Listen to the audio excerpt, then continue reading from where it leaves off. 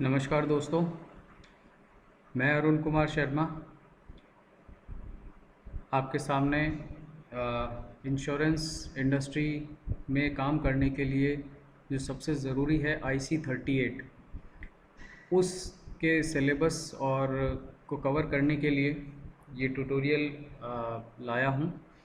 आशा है आप सब लोगों को एग्ज़ाम पास करने के लिए ये बहुत हेल्पफुल रहेगा।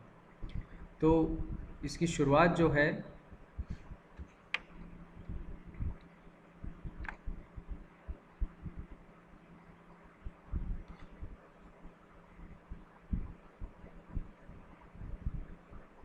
तो ये जो विषय सूची दी है जिसमें कुछ सेक्शंस हैं और ये चैप्टर स्कीम है, तो हम एक एक चैप्टर को यूज़ करेंगे, इसको समझेंगे और मैं इसी बुक को फॉलो करूँगा क्योंकि आपके पास भी यही बुक अवेलेबल होगी, तो आपको बहुत आसान होगा कि इस ट्यूटोरियल को उससे रिलेट करना, ताकि आप अच्छे से उसको समझ सकें और ख़ुद भी उसको पढ़ के रिलेट कर सकें।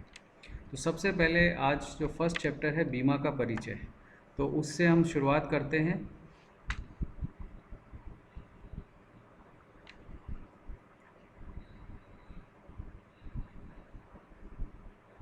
यस, तो आज इस चैप्टर में हम क्या क्या सेक्शन हैं: जीवन बीमा, इतिहास एवं विकास, बीमा का कार्य स्वरूप, कैसे बीमा इंडस्ट्री काम करती है, फिर जोखिम प्रबंधन की तकनीक हम समझेंगे कि किस तरह से हम जोखिम को अलग अलग ढंग से उसको मैनेज कर सकते हैं।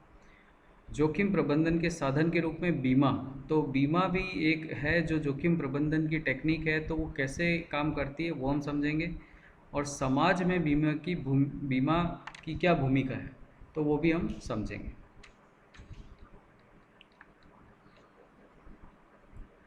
तो सबसे पहले इस ग्राफिक जो आपके सामने है उसमें कुछ घटनाएं दिखाई गई है: आग, बाढ़, भूकंप, बिजली गिरना, भूस्खलन। ये ऐसी घटनाएं हैं जो अप्रत्याशित है। अप्रत्याशित का मतलब इनके बारे में पहले से कुछ नहीं कहा जा सकता है।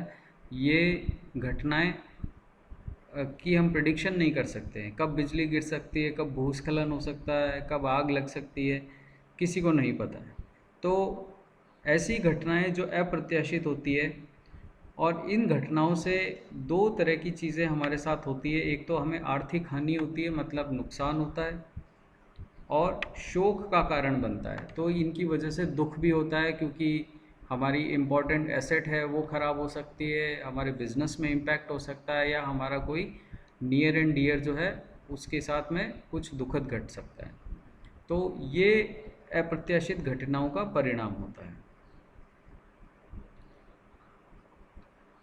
तो क्या इन घटनाओं के नुकसान को रोकने के लिए क्या किया जाता है? तो इसमें क्या होता है कि एक समुदाय हिस्सेदारी और पारस्परिक सहारे के द्वारा एक दूसरे की मदद कर सकते हैं।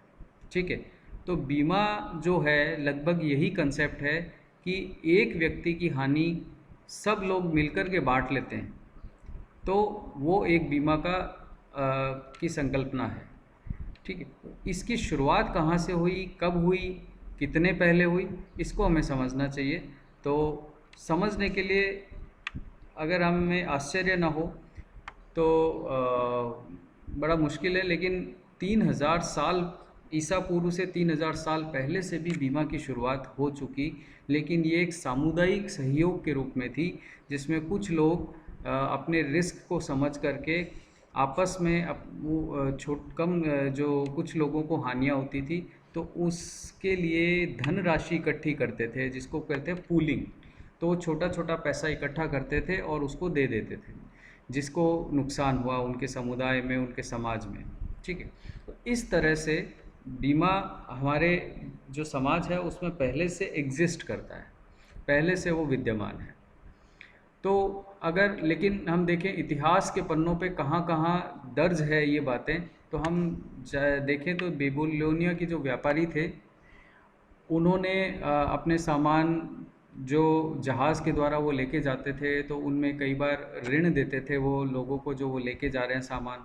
तो कई बार ऐसा होता था कि उनका सामान चोरी हो जाता था, या गुम हो जाता था, या लूटपाट हो जाती थी।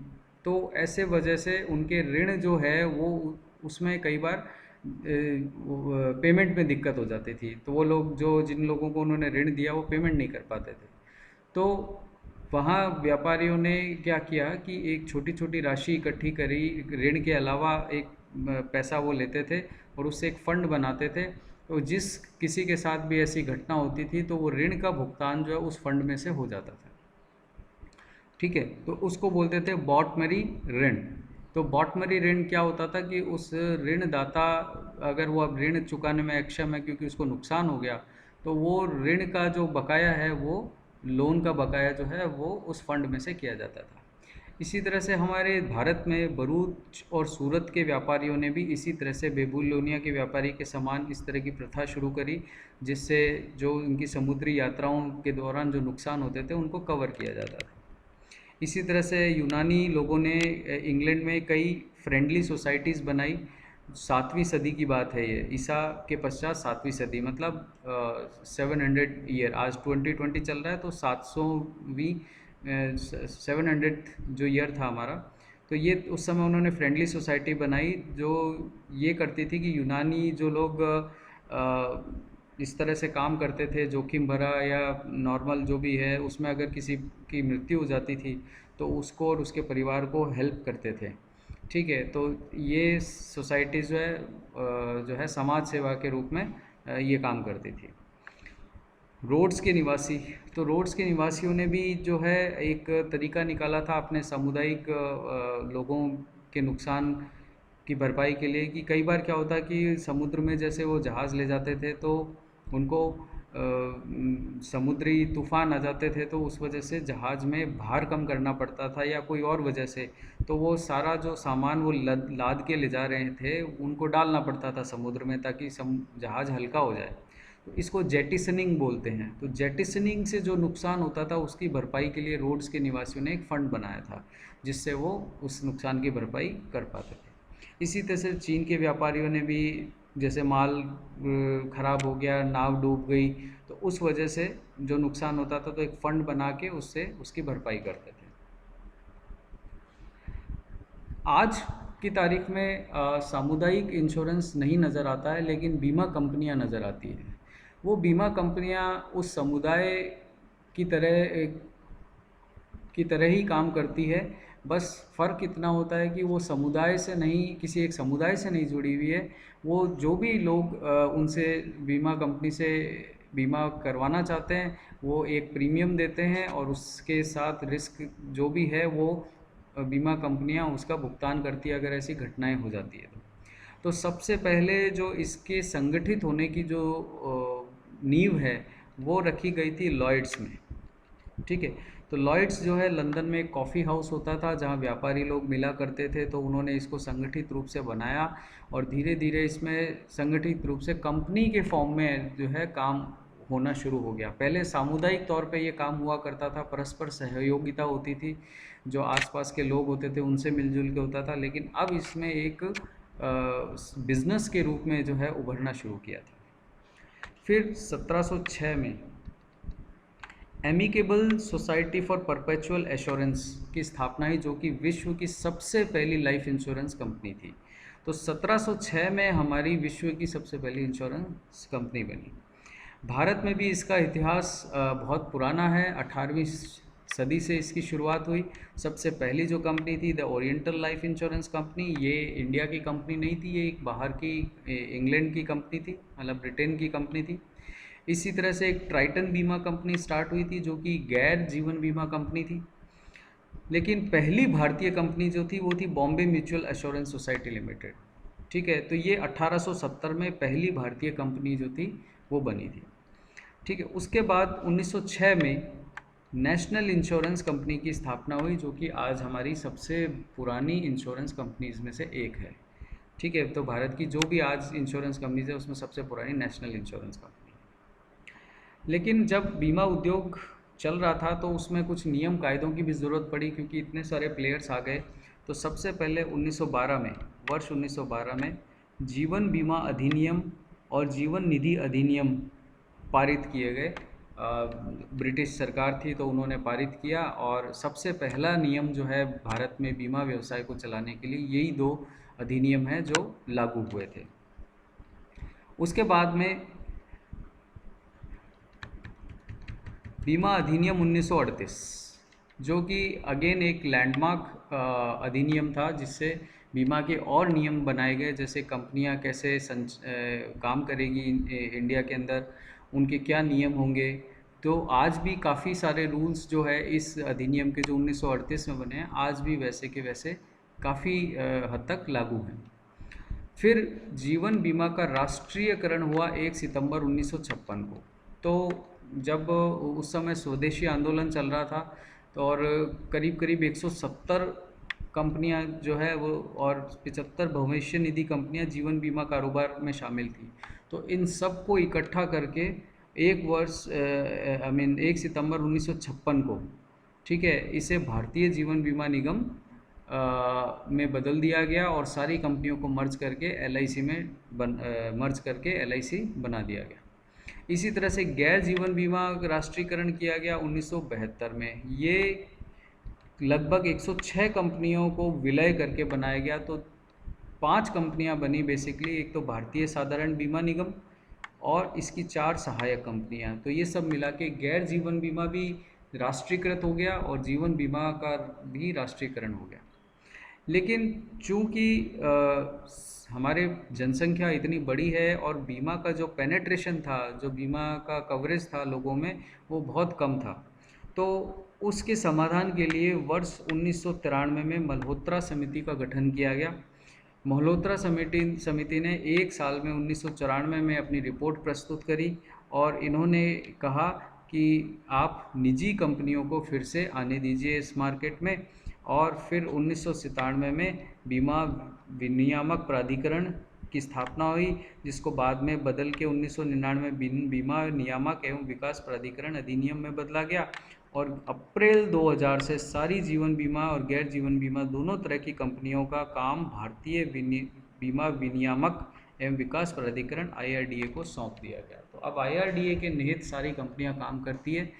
तो IRDA से ही लाइसेंस मिलता है, चाहे वो एजेंट हो चाहे कंपनी हो। सारे नियम बनाने का जो जिम्मा है वो IRDA के पास है। सारी बीमा का इंडस्ट्री का संचालन का जिम्मा जो है वो IRDA के पास है।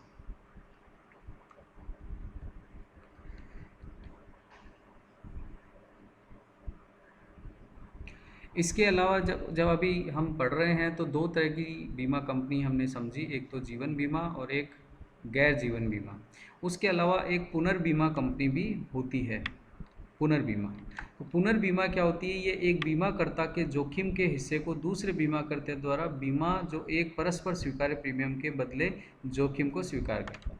कहने का मतलब है, एक इंश्योरेंस कंपनी दूसरे इंश्योरेंस कंपनी की बीमा या जोखिम की हिस्सेदारी खरीद लेती है एक तय प्रीमियम पे, ठीक है। तो वो इसलिए होता है कि कभी हर इंश्योरेंस कंपनी की एक लिमिट होती है, उस लिमिट से अगर ज़्यादा इंश्योरेंस आता है तो वो पुनर्बीमा कंपनी उस एक्स्ट्रा इंश्योरेंस कवरेज को एक तय कॉन्ट्रैक्ट पे, तय प्रीमियम पे उस बीमा कंपनी से खरीद लेती है। तो ऐसी कंपनियों को पुनर्बीमा कंपनियाँ को। तो आज की तारीख में हम बात करें तो वर्तमान जो बीमा उद्योग है उसमें करीब करीब 24 जीवन बीमा कंपनियां हैं, और उसमें से 23 निजी क्षेत्र की कंपनी है और एक LIC है जो सरकारी कंपनी है। इसके अलावा गैर जीवन बीमा में लगभग इतनी ही कंपनीज हैं जो गैर जीवन बीमा में। अब बीमा कैसे कार्य करता है इसको हमें समझना पड़ेगा। तो आप इस चित्र पे ध्यान दीजिए कि ये लोग घर के मालिक हैं। मान लीजिए यहाँ खूब सारे घर हैं, इसमें 5 ही दिख रहे हैं, लेकिन मान लीजिए 100 है, 200 घर है। तो इन बीमा मालिकों की एक परेशानी थी कि कोई ना कोई 2-3 घर में हर साल आग लग जाती थी, और हर एक घर जो है उस मान लीजिए 10,000 रुपये से बनता है। बहुत कम कीमत है, लेकिन मान लेते हैं 10,000 से बनता है। तो इन सारे मकान मालिकों ने क्या किया, इस बीमा कंपनी से संपर्क किया और उन्होंने कहा कि साहब हमें एक बीमा पॉलिसी चाहिए। तो इन्होंने अपना सारा प्रीमियम बीमा कंपनी को दे दिया। अब बीमा कंपनी जो है इस एरिया में जो भी लोग इससे रजिस्टर्ड हैं, और जिन्होंने पॉलिसी ले रखी है, अगर उनका घर जलता है तो उनके घर में जो भी नुकसान है उसका भरपाई के लिए जो है वो काम करेगी।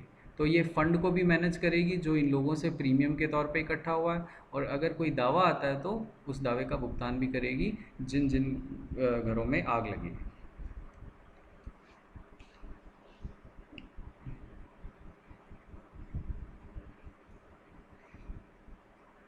तो बीमा किस प्रकार कार्य करता है, इसको समझने के लिए हम पहले परिसंपत्ति को समझ लें कि परिसंपत्ति ऐसी चीज़ होती है जिसका कोई आर्थिक मूल्य विद्यमान होता है, जिसका कोई आर्थिक मूल्य हो, कोई वैल्यू हो, ठीक है, जिसको जिसके से के न होने से हमें उस नुकसान का एहसास होता हो और उस नुकसान की भरपाई करनी पड़े।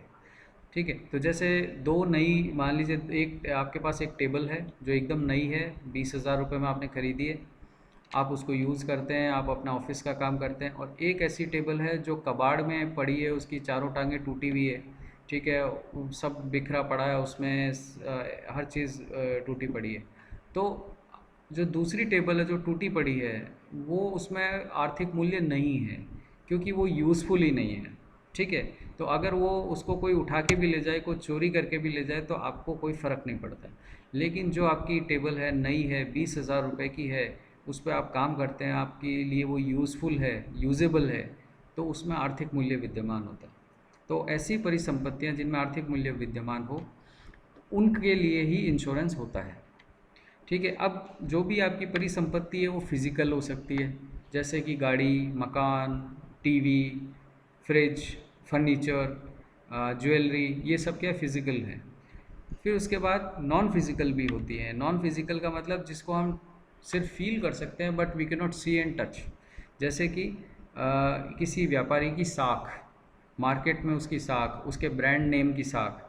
जैसे मान लीजिए आपको मैं दो ब्रांड नेम बोलूं और आपके पास मान लीजिए 100 करोड़ का फंड है, तो मैं एक कंपनी का नाम लूं जो जिसको शायद है ना उसके शहर से बाहर कोई नहीं जानता हो, और एक दूसरी कंपनी जिसको शायद नॉर्थ इंडिया में सब जानते हो, तो आप अपने 100 करोड़ कहाँ इन्वेस्ट करेंगे, किस कंपनी को ख़रीदने में?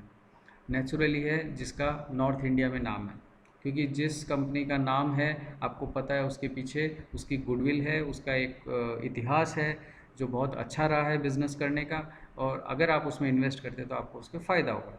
तो ये जो चीज़ है ये गुडविल कहलाती है, जिसका मार्केट में वैल्यू होता है, जिसको लेने के लिए लोग खरीदार लाइन लगाते हैं, उसको बोलते हैं गुडविल, या जिससे बिज़नेस रिलेशन मेंटेन करना चाहते हैं उसको बोलते हैं गुडविल। व्यक्तिगत पर्सनल हो सकती है, जैसे व्यक्तिगत का मतलब ये है कि शरीर से संबंधित है, शरीर में बहुत सारे अंग होते हैं, आँख, हाथ, पाँव, ये सब क्या है, ये व्यक्तिगत संपत्तियां हैं इंसान की। तो अब किसी निश्चित घटना किसी निश्चित घटना के घटित होने से व्यक्ति की संपत्ति मूल्य नष्ट हो सकती है। देखिए, सत्ता पे हो सकती है, इस पे ध्यान दीजिएगा। हो सकती है का मतलब ये है कि संभावना है, ये ज़रूरी नहीं है होगा, ज़रूरी नहीं है कि नहीं होगा, लेकिन इसमें बीच में कहीं संभावना है कि कुछ हो सकता है। तो ऐसी घटनाएं जिनकी वजह से नुकसान हो सकता है उसको हम जोखिम को बोलते हैं, रिस्क बोलते हैं। ठीक है, इस संभावना की स्थिति को हम रिस्क बोलते हैं, और जोखिम भरी घटना का जो कारण है उसको हम आपदा बोलते हैं, पेरिल बोलते हैं। ठीक है, तो ये चीज़ समझ में आ गई तो हमें इंश्योरेंस का कॉन्सेप्ट समझ में आ गया बहुत अच्छे से। तो अब क्या होगा कि पूलिंग धनराशि एक प्रक्रिया है जिसके तहत विभिन्न व्यक्ति प्रीमियम इकट्ठा करते हैं, या अंशदान, अंशदान मतलब छोटी छोटी राशि इकट्ठी करते हैं, और वो राशि से एक फंड बनता है। ठीक है, और ये फंड निधि, जिसे बोलते हैं हिंदी में निधि बोलते हैं, या फंड अंग्रेजी में फंड बोलते हैं, तो उस आपदा की वजह से जो भी हानि होगी उसकी क्षतिपूर्ति उससे की जाएगी। ठीक है, तो लोगों ने पैसा इकट्ठा किया और उससे एक फंड बना, और अब जिसको नुकसान होगा उसकी भरपाई उस पैसे से की जाएगी। ठीक है,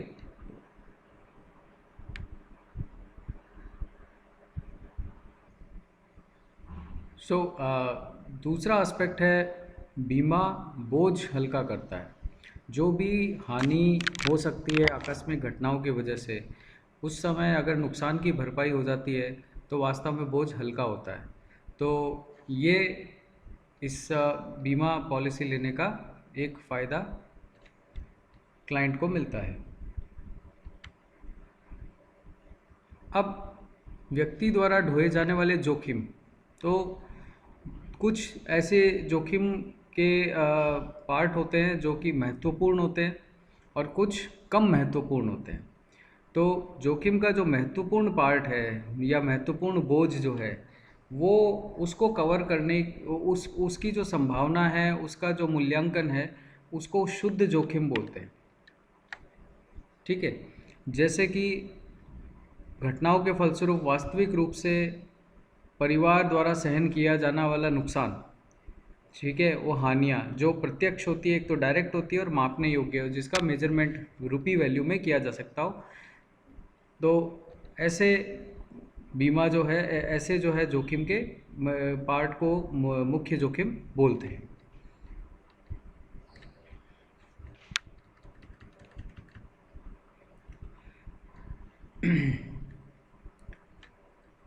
ठीक है, दूसरा सबसे बड़ा ये चीज़ है कि भय और चिंता के कारण शारीरिक और मानसिक जो तनाव होता है उससे मुक्ति मिलती है।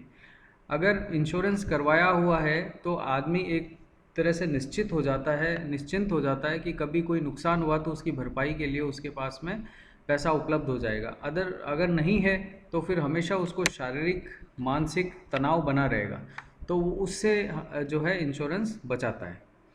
हानि से संबंधित अनिश्चितता की स्थिति में संभावित घटना का सामना करने के लिए आरक्षित निधि बचा के रखी जाए। तो ये आरक्षित निधि जो होती है, ये फंड जो है उस समय काम आ जाता है जबकि ऐसी घटना घटित होती है। तो आपके पास में ऑलरेडी एक प्लान होता है, एक सुरक्षा होती है जिसका उपयोग करके आप रिस्क का मैनेजमेंट कर सकते हैं। अब बात करते हैं रिस्क मैनेजमेंट की टेक्निक्स। तो जोखिम प्रबंधन की तकनीक, तो सबसे पहली जो टेक्निक है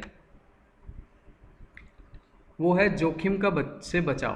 तो जोखिम से बचाव का मतलब ये है कि आप जो भी आपकी संपत्ति है या व्यक्तिगत रूप से जो भी आप काम कर रहे हैं या जैसे भी कर रहे हैं, उसमें जोखिम वाला कार्य ना करें या कम से कम करें, तो उससे जोखिम से बचाव होता है। उसकी संभावना, जो कि घटना के घटने की संभावनाएं कम हो जाती है। जैसे एक व्यक्ति जो है वो लापरवाही ना करे किसी भी वजह से जिससे कोई अप्रिय घटना हो सकती है, तो वो एक तरह से जोखिम से बचाव का तरीका है। लेकिन अति जोखिम से बचाव भी नुकसानदेह है। अति बचाव जैसे कि दुर्घटना के डर से घर से बाहर ही ना निकलना, और विदेश में तबीयत बिगड़ जाए या कुछ ऐसा नुकसान हो जाए उसकी वजह से विदेश नहीं जाना। तो इस तरह से अति बचाव भी जो है नुकसानदायक होता है। तो हमें बचाव तो करना है पर अति बचाव से भी बचना है। जोखिम अपने पास रखना, रिस्क रिटेंशन। तो रिस्क रिटेंशन का मतलब होता है कि वो जोखिम को खुद ही वहन करना चाहते हैं। ठीक है, अब इसका उदाहरण अगर हम समझें तो कारोबारी घराने कुछ निश्चित सीमा तक छोटी छोटी हानियों को वहन करने की अपनी क्षमता के अनुभव के आधार पर स्वयं ही जोखिम अपने पास रखने का निर्णय ले सकते हैं। कहने का मतलब है कि जब किसी व्यापारी 10 साल 15 साल 20 साल से वो व्यापार कर रहे हैं, तो उन्हें छोटे मोटे नुकसान का अंदाज़ा और उसको भरपाई के करने के लिए एक क्षमता विकसित हो जाती है। तो वो फिर उस रिस्क की को पता है उनको होना है, लेकिन उसके लिए वो रिस्क रिटेंशन मैकेनिज़्म अपनाते हैं जिससे कि वो छोटी छोटी हानियों को वो संभाल सकते हैं। जोखिम कम करना एवं नियंत्रण। तो जोखिम कम करना और नियंत्रण करना का मतलब ये है कि आप ऐसे उपायों को अपने चारों तरफ रखते हो या लगाते हो जिससे कि अप्रत्याशित घटना होने की संभावनाएं कम होती हो, और अगर वो हो भी जाएं तो उनसे निपटने के लिए आपके पास में कारगर उपाय है जो कि आप तुरंत लागू करके नुकसान को कम कर सकते हो या रोक सकते हो। ठीक है, जैसे मान लीजिए आपके पास में एक होटल है, तो होटल में आग लग सकती है, लेकिन आपने उसमें वाटर मैनेजमेंट सिस्टम लगा रखा है, जिस फायर एक्सटिंग्विशर्स लगा रखे हैं सही से सब जगह पे, तो कभी भी अगर आग लगती है तो आप तुरंत फायर एक्सटिंग्विशर्स का इस्तेमाल करके आप उस आग को बुझा सकते हैं और पानी से बुझा सकते हैं। तो उससे अपने नुकसान को आपने कम कर लिया, कंट्रोल कर लिया।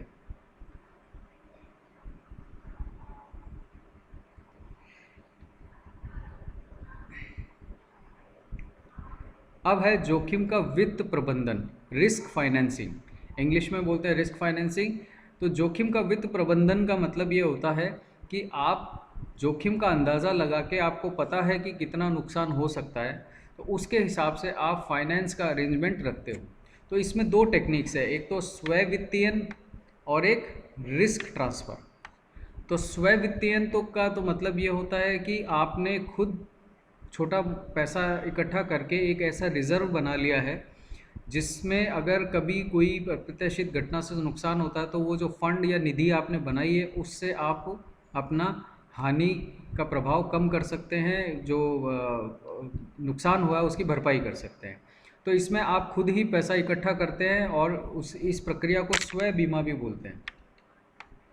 जबकि रिस्क ट्रांसफ़र में आप अपना जोखिम से होने वाले नुकसान की जो संभावना है उसका पूरे नुकसान का जिम्मा जो है वो एक दूसरे विकल्प को दे देते हैं या दूसरी पार्टी को दे देते हैं, जिसको बोलते हैं रिस्क ट्रांसफ़र। तो इंश्योरेंस जो है वो रिस्क ट्रांसफ़र की टेक्निक है, जोखिम प्रबंधन की जो टेक्निक है रिस्क ट्रांसफ़र की टेक्निक है।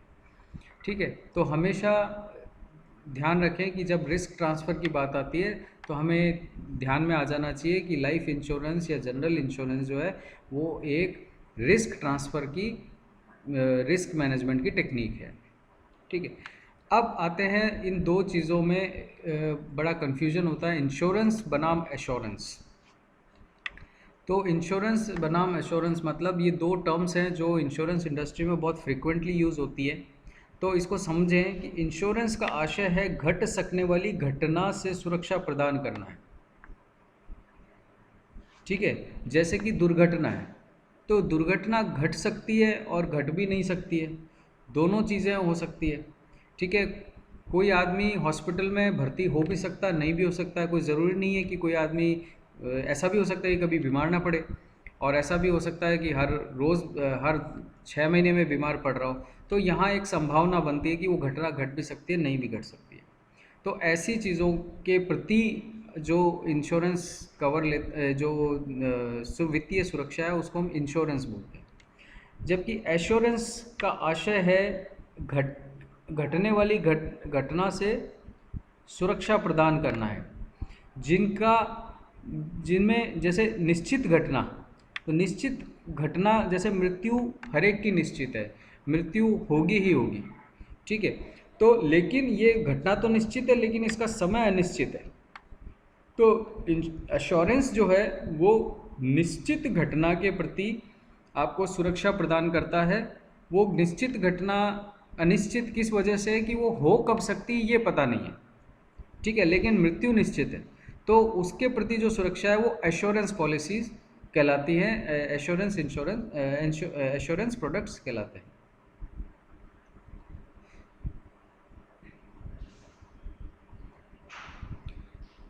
अब आप ये देखिए कि ये एक व्यक्ति है जिसने एक बहुत अच्छी कार ली है। किसी व्यक्ति ने मोटर बीमा कराया, मतलब इसने इंश्योरेंस कराया। फिर एक दिन वो ट्रिप पे जा रहा था तो उसके साथ में दुर्घटना हो गई।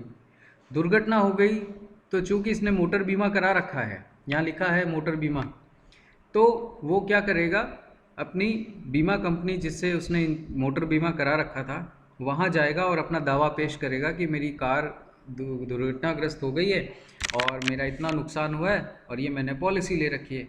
तो अब इंश्योरेंस कंपनी जो है उन कागज़ों का निरीक्षण करके और उस व्यक्ति को क्षतिपूर्ति करेगी। क्षतिपूर्ति का मतलब ये है कि जितना डैमेज हुआ इसकी कार में उतने तक का भुगतान वो कर सकती है। ठीक है, पूरी कार का भुगतान नहीं करेगी क्योंकि पूरी कार डैमेज नहीं हुई है।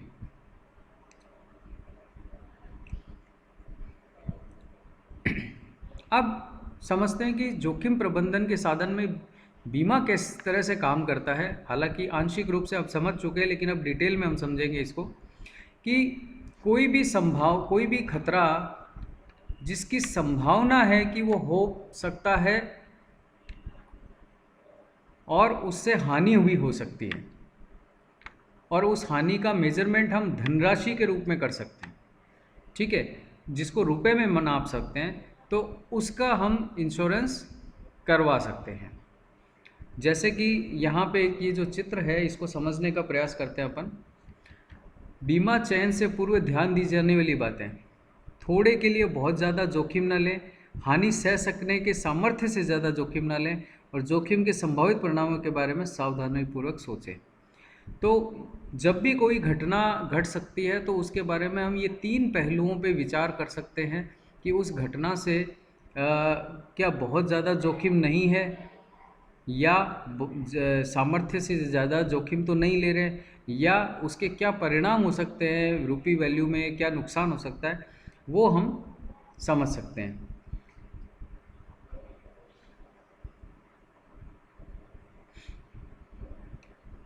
तो अब समाज में बीमा की क्या भूमिका है? बीमा कंपनियां देश के आर्थिक विकास में महत्वपूर्ण भूमिका निभाती हैं। ये बहुत इम्पोर्टेंट चीज़ है दोस्तों। आप किसी तरह का भी व्यवसाय करें, लेकिन व्यवसाय में, अधिकतर व्यवसायों में, या तो व्यवसाय हो सकता है या आप देश के लिए कुछ कर सकते हो। जैसे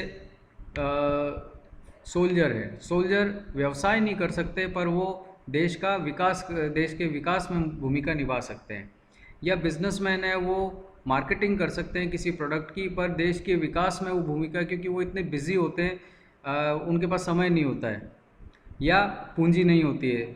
लेकिन बीमा जो एक ऐसा व्यवसाय है जिसमें देश के आर्थिक विकास में उतनी ही मदद मिलती है जितना कि बीमा व्यवसाय बढ़ता है, ठीक है। तो कैसे होता है ये समझें अपन। भारी मात्रा में राशि जो एकत्रित होती है पूलिंग करके, वो इतनी बड़ी राशि हो जाती है कि जिससे कोई सामाजिक कार्य संभव हो सकता है। जैसे आज हर एक व्यक्ति के पास 10-10 हज़ार रुपये हो सकता है। अगर 1 लाख लोग ये 10 हज़ार रुपये जोड़ते हैं तो कितना बड़ा फंड बन सकता है, और उस फंड के वजह से कितने बड़े विकास कार्य किए जा सकते हैं। तो वो आयाम बढ़ जाता है विकास कार्य करने का।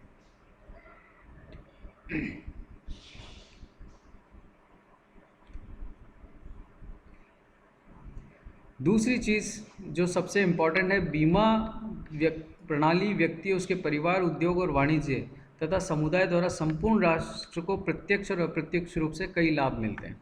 कैसे लाभ मिलते हैं कि जो जीवन नदियाँ इकट्ठी होती है उसका इन्वेस्टमेंट जो है सरकार की योजनाओं में होता है, और उस सरकार की योजनाओं से, इन्वेस्टमेंट से हमें जो फ़ायदा मिलता है वो ज़मीनी तौर पे मिलता है। हमें सड़कें मिलती हैं, हमें अस्पताल मिलता है, हमें सुविधाएं मिलती है जिसकी वजह से आगे तरक्की होती है। तथा बीमा भविष्य से जुड़े भय, चिंता और आशंकाओं से दूर करता है। तो कारोबारी जो है बिना भय के, बिना डर के, बिना कोई प्रॉब्लम के, बिना कोई चिंताओं के अपना व्यवसाय कर सकते हैं, उत्साह से कर सकते हैं। तो जब जो काम उत्साह से होता है तो उससे आपको फ़ायदा मिलता है।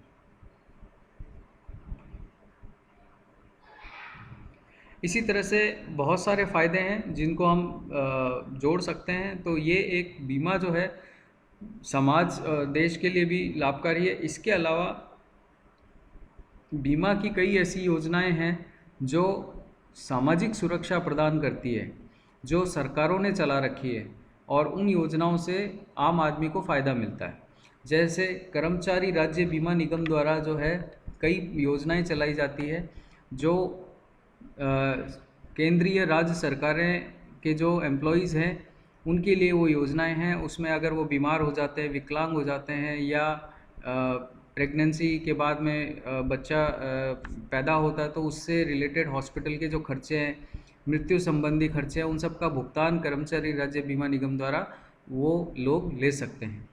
इसी प्रकार फसल बीमा योजना किसानों के लिए है।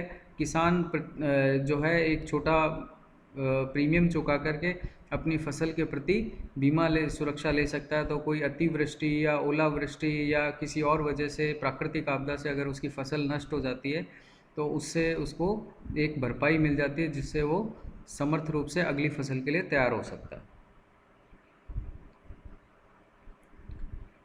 इसी तरह से कई ग्रामीण बीमा योजनाएं हैं और कुछ ऐसी योजनाएं हैं जो सरकार द्वारा बहुत वृहद स्तर पे चलाई जा रही है, जैसे जनता व्यक्तिगत दुर्घटना, जन आरोग्य, और अभी हाल ही की बात करें तो आयुष योजना है, जहां 5 लाख तक का रिस्कवर मिलता है एक आम भारतीय नागरिक को। इसी तरह से बहुत सारी और भी योजनाएं हैं जिससे एक आम आदमी जुड़ करके बीमा का लाभ ले सकता है।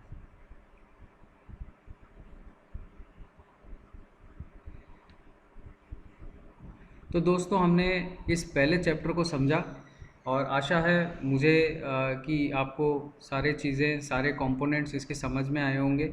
अब हम नेक्स्ट चैप्टर में मिलते हैं और आगे इसको बढ़ाएंगे। धन्यवाद।